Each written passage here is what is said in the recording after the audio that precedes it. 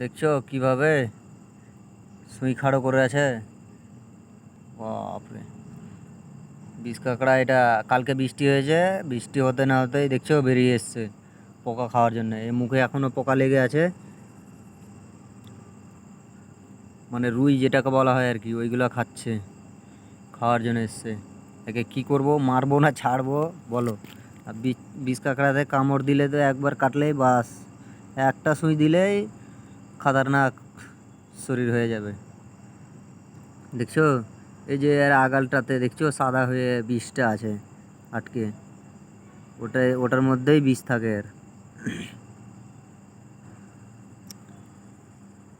কাঁকড়ার এই যে সামনের দুটো যে আছে, এই দুটোতে কোনো বিষ নাই। পিছনে যে আছে এই যে সুইয়ের মতো, এটাতেই বিষ আছে, একটু সাদা হয়ে আছে।